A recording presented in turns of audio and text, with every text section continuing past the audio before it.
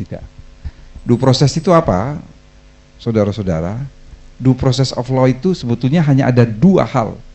Satu, harus menjamin bahwa kitab undang-undang hukum acara pidana itu memberi perlindungan terhadap hak asasi manusia. Dan yang kedua, aparat penegak hukum taat terhadap perlindungan hak asasi manusia. Ini yang 180 derajat itu berubah dengan KUHP yang baru. Seperti contoh dalam penyitaan barang yang mudah rusak. Itu di dalam KUHP yang baru ada. Pelelangan itu harus sepersetujuan advokat. Ada tuh. Jadi sekali lagi, ini kita menyeimbangkan semua profesi itu. Karena menurut kami pembentuk undang-undang, yang bisa melakukan kontrol itu adalah hanya advokat. Makanya dari awal Bapak Ibu ketika substansi KUHP ini diprotes, saya bilang kalau saya sangat percaya dengan Komisi 3. Suara koalisi masyarakat sipil, suara para akademisi, itu kan sama dengan suara advokat. Perlindungan HAM, derajatnya ditinggikan. Mengapa saya bilang saya sangat percaya dengan Komisi 3? Isi Komisi 3 itu lebih dari 50% advokat kok. Makanya saya kasih contoh konkret. Contoh konkret Bapak Ibu. Advokat berwenang mendampingi, berhak mengajukan keberatan, keberatan dilekatkan dalam berita acara pemeriksaan. Itu tidak ada dalam BIM pemerintah, nggak ada. Itu baru muncul dari Komisi 3. Jadi tidak perlu khawatir Bapak Ibu. Itu kita betul-betul, seperti tadi itu. Kalau susah ditemui, apalagi nggak diproses, dengan KUHP baru pra-peradilan. Aja betul-betul advokat ini kan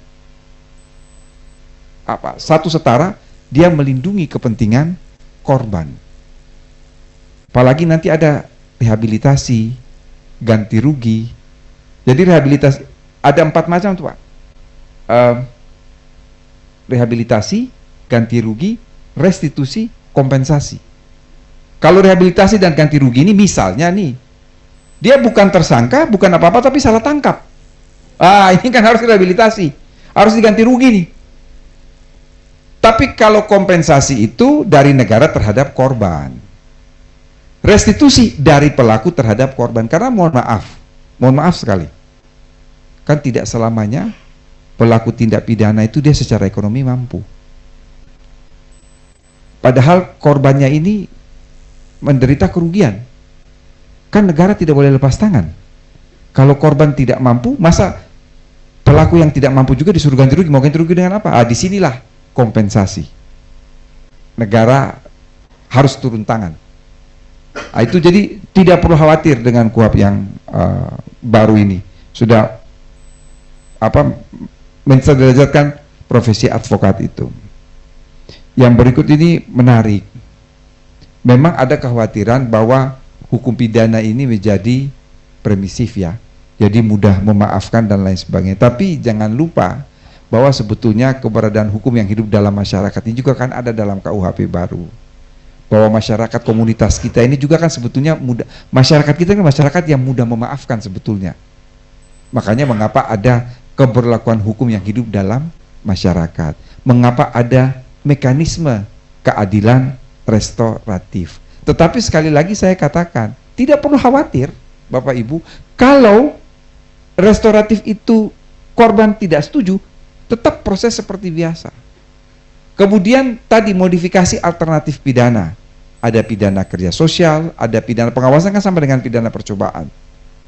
Karena apa Bapak Ibu, saya mau katakan, kita ini ketinggalan lebih dari setengah abad dengan hukum pidana modern di bagian belahan bumi yang lain. Makanya mengapa di negara-negara Eropa penjara itu sudah jadi pasar, sudah jadi mall, penjara itu sudah jadi tempat untuk pentas. Karena memang penjara-penjara sudah ditutup. Penjara-penjara sudah ditutup. Seharusnya Bapak Ibu, kita bisa lebih baik dari mereka. Wong mereka nggak punya Pancasila, kita punya Pancasila kok. Tapi kan kenyataannya kan tidak. Ini yang kemudian bagaimana hukum pidana bukan permisif, hukum pidana bukan lembek, tapi menciptakan hukum pidana yang manusiawi. Masih ada 2 alternatif pidana Bapak Ibu yang sengaja tidak kita cantumkan dalam KUHP yang baru. Waktu itu kita mau cantumkan, cuma kita pikir, waduh ini sulit ini penerapannya. Di negara-negara Eropa itu, mengapa penjara kosong, penjara dirubah fungsinya? Ada dua alternatif pidana, bunyinya begini nih. Jadi di pengadilan putusannya begini: saudara terdakwa terbukti secara sah dan meyakinkan melakukan tindak pidana bla bla bla bla, saudara dijatuhi pidana selama 1 tahun dengan sistem semi detention. Semi detention itu maksudnya apa Bapak Ibu? Jadi selama 1 tahun itu dari jam 6 sore sampai jam 6 pagi dia tidur di penjara. Lalu apa yang dilakukan jam 6 pagi sampai jam 6 sore? Melakukan aktivitas seperti biasa, supaya tidak ada stigmatisasi. Atau putusan pengadilan, saudara terdakwa terbukti secara sah dan meyakinkan melakukan tindak pidana bla bla bla bla bla dan dijatuhi pidana 18 bulan dengan sistem weekend detention. Dia masuk penjara nanti malam Bapak Ibu, jam 00 hari Sabtu, dini hari. Dia keluar dari penjara hari Senin jam 00. Lalu dari Senin sampai Jumat melakukan aktivitas seperti biasa. Coba kalau itu di sini kabur. Ya, itu contoh-contoh ya. Jadi kita punya keberlakuan hukum yang hidup dalam masyarakat. Ada syarat-syarat yang ketat. Mengapa syarat-syarat yang ketat untuk alternatif pemidanaan itu tadi? Pidana kerja sosial, ancaman tidak lebih dari 3 tahun, tapi sekali lagi dia bukan residif. Baru untuk pertama kali melakukan tindak pidana. Ancaman pidananya tidak lebih dari 3 tahun. Itu tadi pertanyaan nomor 3 dan nomor 4 sudah saya jawab. Sekarang saya mau pindah ke santet. Ini rupa-rupanya memang waktu pasal itu dirumuskan, banyak orang bertanya, kan itu termasuk 14 isu ya, 14 pending isu itu termasuk adalah pasal santet. Jadi orang tidak membaca pasal itu dengan baik. Bukan kita membuktikan bahwa orang itu dia punya ilmu untuk bisa santet, enggak seperti itu. Ya, kalau kayak begitu nanti yang bisa membuktikan hanya SAG, sarjana alam gaib. Iya kan, sarjana alam gaib yang bisa membuktikan. Itu orang yang mengaku, itu delik formil. Dia mengaku punya kemampuan menyantet, kena pasal itu. Mengapa? Ini kan budaya kita itu kan hal-hal kayak begitu kan tahayul kan, musyrik. Jadi kalau saya mengaku, oh saya ini punya kemampuan menyantet, saya bisa santet orang itu mati, dia kena. Hanya itu pernyataan saja. Mengapa ini kita atur? Ini untuk mencegah masyarakat. Kan biasanya mohon maaf ya, ada yang penipuan modusnya bisa menggandakan uang. Kayak begitu tuh. Jadi dia mengaku saja sudah kena pasal itu. Tapi bukan kita perlu membuktikan bahwa dia punya ilmu atau tidak. Itu delik formil kok. Ini yang keliru. Terus mengenai tadi single bar segala macam tidak saya jawab ya. Karena wamen hukum itu akan mendengar wamenko bilang apa kira-kira begitu. Yang berikut ini bagus nih Pak. Diatur Pak mengenai alat bukti elektronik. Digital itu diatur. Di dalam KUHP ada alat bukti elektronik itu Bapak Ibu kan sekaligus ini ada 1.200 yang mendengar, kan ada kekhawatiran dari teman-teman masyarakat sipil itu sangat wajar. Mereka katakan ini nanti KUHP baru tidak bisa dilaksanakan, banyak peraturan pemerintah. Memang KUHP baru ini memerintahkan harus ada peraturan pelaksanaan, itu ada 25 item dalam KUHP baru yang memerintahkan harus diatur dalam peraturan pemerintah. Tetapi tidak berarti harus ada 25 peraturan pemerintah, tidak. Ini yang kelirunya di sini. Kami tadi pagi sudah rapat. Dari hari Senin sebetulnya, tiap hari kita rapat. Nanti dari KUHP baru itu hanya lahir 3 peraturan pelaksana. 2 peraturan pemerintah, 1 peraturan presiden.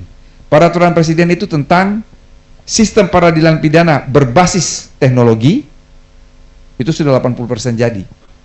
1 peraturan pemerintah terkait keadilan restoratif, itu 80% sudah jadi.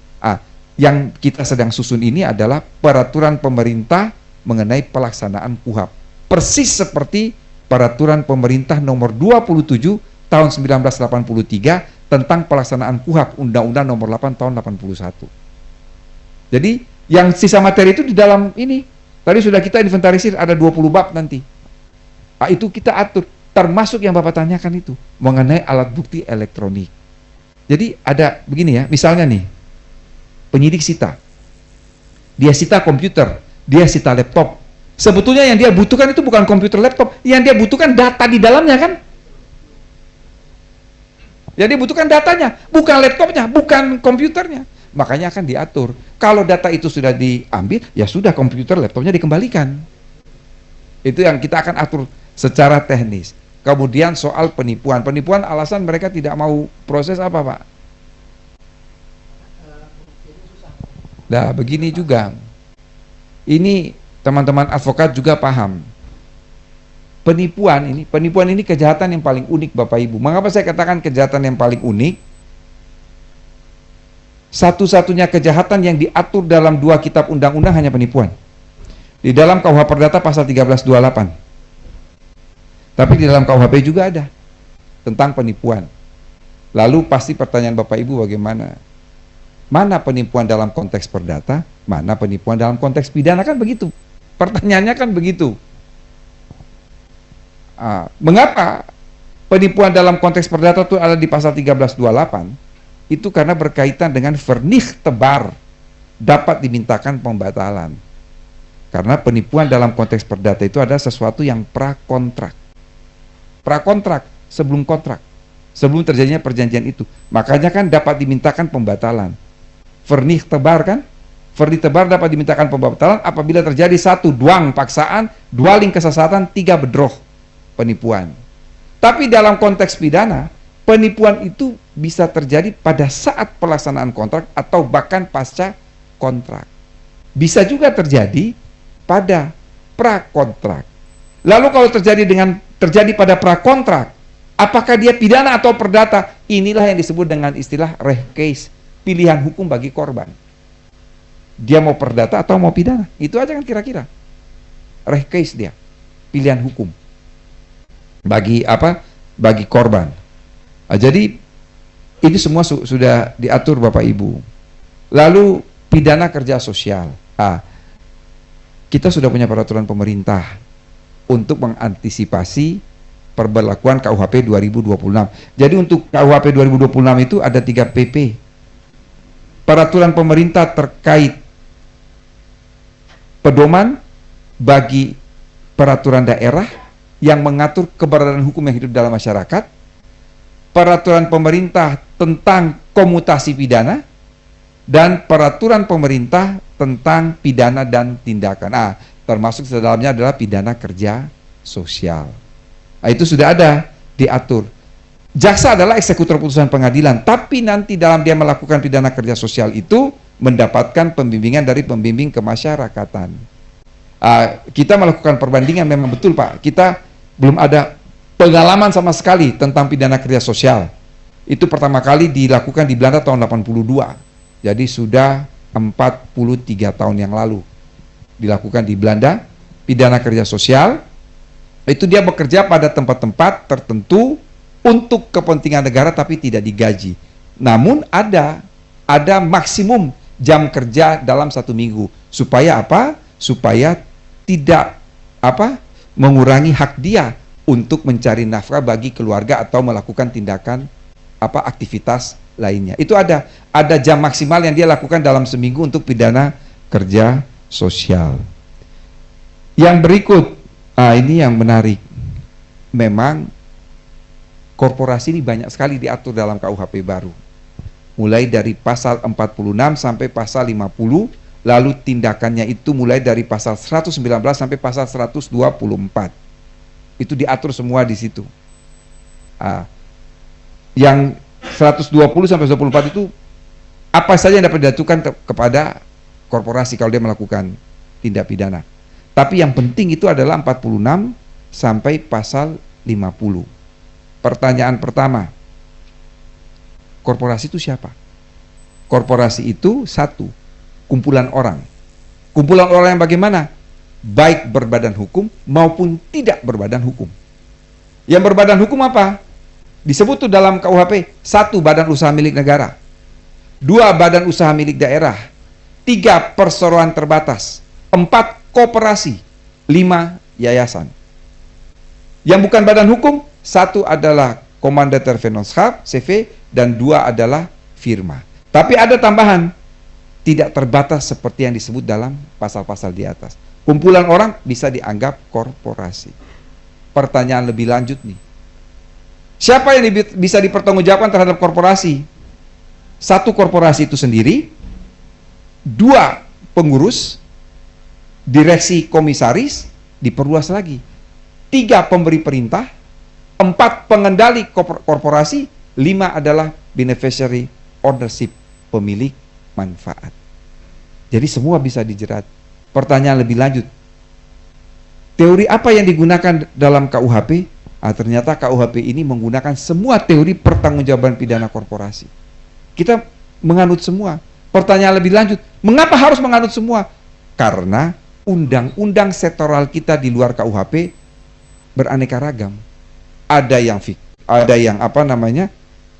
teori agregasi. Kalau tersangkanya itu adalah PTX, PTZ, itu dia pakai teori agregasi. Kalau tersangkanya si A, si B, direksinya, maka dia pakai teori identifikasi. Direksi bertanggung jawab untuk dan atas nama korporasi. Kalau perbuatan itu dilakukan oleh anak buah, atasan yang bertanggung jawab, namanya vicarious liability, diatur juga dalam KUHP. Kalau pertanggungjawaban pidana korporasi tanpa harus membuktikan kesalahan, itu adalah strict liability. Itu biasanya untuk delik-delik lingkungan. Begitu terjadi pencemaran, jangan ditanya dia sengaja apa lalai. Jangan ditanya siapa yang melakukan. Korporasi harus membayar ganti rugi. Itu semua dianut dalam KUHP, karena itu tadi di banyak undang-undang itu beraneka ragam yang mengatur soal korporasi. Misalnya dalam undang-undang korupsi pasal 20. Pasal 20 itu banyak ayatnya. Ayat 1 sampai ayat 7. Itu ayat 1 dia pakai teori lain, ayat 2 sampai ayat 7 dia pakai teori lain. Makanya KUHP menghimpun itu semua supaya ada dasar. Makanya juga kita atur di dalam KUHP bab tersendiri mengenai korporasi. Jadi dikatakan tuh, kalau korporasi itu diperiksa, kan nggak mungkin tuh, korporasi itu kan benda mati. Maka yang diperiksa boleh direksi, boleh komisaris, boleh juga pengendali korporasi, pemilik manfaat maupun penerima perintah. Karena sangat terjadi tadi pertanyaannya itu sangat bagus, sangat mungkin dalangnya itu bukan mereka yang tertera dalam ADART korporasi itu, sangat mungkin. Makanya luas sekali mengenai pertanggungjawaban korporasi. Tadi ada satu lagi pertanyaan dari penanya kedua. Jadi baca pasal 3 baik-baik. Pasal 3 itu adalah pasal 1 ayat 2 dalam KUHP yang lama. Pasal 1 ayat 2 KUHP lama itu berbunyi, jika terjadi perubahan perundang-undangan pidana, maka diterapkan hukuman yang lebih, aturan yang lebih meringankan. Pasal 2 dalam KUHP lama itu ada dalam pasal 3 KUHP baru. Lebih luas.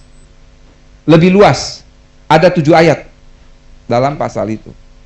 Itu namanya lex favoreo. Kalau teorinya bilang lex favoreo ya, menerapkan hukum yang lebih meringankan. Jadi kalau dia disidik sekarang nih, lapor sekarang, kan masih diproses sampai dengan 2 Januari nih, KUHP baru berlaku. Lihat dalam KUHP baru itu bagaimana unsur-unsurnya, bagaimana ancaman pidananya. Kalau lebih ringan, pakai KUHP baru. Kalau yang lama lebih ringan, pakai KUHP lama. Kan aturannya begitu. Tetapi dalam konteks KUHP, itu sudah dibatasi, di aturan peralihannya ada. Semua perkara yang diproses sebelum 2 Januari 2026 menggunakan KUHP yang lama. Ada dalam ketentuan peralihannya. Jadi semua tindak pidana yang diproses sebelum 2 Januari pakai KUHP yang lama. Itu sudah ada jelas dalam aturan peralihan, jadi tidak perlu khawatir. Tidak perlu khawatir, itu sudah ada. kita sudah menjaga itu dalam aturan peralihan. Pasal 3 itu Bapak Ibu itu sangat luas sekali. Sangat luas sekali. Mengapa sampai 7 ayat? Jadi contohnya begini. Katakanlah pencurian itu 5 tahun penjara. Vonis hakim 3 tahun penjara. Vonis hakim 3 tahun penjara nih. KUHP baru mengatakan, ini contoh ya. KUHP baru mengatakan pencurian 3 tahun penjara maksimum. Tadi vonis hakim maksimal 5 tahun penjara. Vonis hakim 5 tahun penjara karena pakai KUHP, karena itu kan diproses, dia sudah inkrah. Dia sudah inkrah berdasarkan putusan pengadilan yang berkekuatan hukum tetap, dijatuhi pidana 5 tahun penjara. KUHP baru berubah, pencurian menjadi 3 tahun penjara. Lalu dia sudah mendekam di penjara itu selama 3 tahun. Seketika lembaga pemasyarakatan harus membebaskan dia. Itu ada dalam KUHP yang baru. Jadi bukan saja sedang diproses, sudah inkrah pun berubah. Sudah inkrah pun berubah. Apalagi kalau masih proses. Bapak Ibu, saya pernah jadi ahli di Pengadilan Negeri Cibinong. Terdakwa didakwa menggunakan Undang-Undang Sumber Daya Air. Saya ingat persis, saya memberikan keterangan ahli hari Kamis. Hari Senin, 3 hari sebelum saya memberikan keterangan ahli, Mahkamah Konstitusi mencabut ketentuan pidana dalam Undang-Undang Sumber Daya Air. Itu membuat kerjaan saya sebagai ahli sangat ringan. Begitu saya memberikan keterangan ahli, sidang berikutnya hari Senin, perkara ditutup. Terdakwa lepas. Karena dasar itu sudah hilang. Sudah dicabut Mahkamah Konstitusi. Kira-kira isi pasal 3 itu seperti itu. Pasal 3 dalam KUH pidana yang baru itu seperti itu. Jadi menerapkan aturan yang meringankan itu sangat luas sekali, ya. Sangat luas dalam KUHP yang baru. Saya kira semua pertanyaan sudah saya jawab. Silakan termin berikut. Kita tepuk tangan dulu. Supaya semangat menjelang sore. Yang di ruangan ini bersabar dulu. Saya panitia sudah mencatat untuk yang peserta online di seluruh Zoom di seluruh Indonesia. Kami sudah mencatat, panitia sudah mencatat. Yang menanya adalah namanya Agung Edi Suyono. Silakan dengan kencang suaranya. Agung Edi Suyono. Perkenalkan diri, dari mana, DPC mana, atau dari kota mana? Siap. Ya, silakan. Terima kasih moderator dan Prof. Edi. Terima kasih, saya advokat berdomisili di Depok, tapi saya anggota Pradi Jakarta Barat. Terkait pertanyaan saya, tadi sebenarnya sudah dijawab ternyata Prof. Edi bahwa pembunuhan. Jangan nanya lagi, katanya kalau sudah dijawab, kata Pak. Iya. Yang lain, pertanyaan yang lain yang sudah ditanya jangan ditanyakan lagi. Cukup. Oh, cukup. Jadi sudah ya. Agung Edi Suyono sudah. Suhartono. Sekarang pertanyaan kedua karena yang Suhartono. Suhartono. Silakan Suhartono.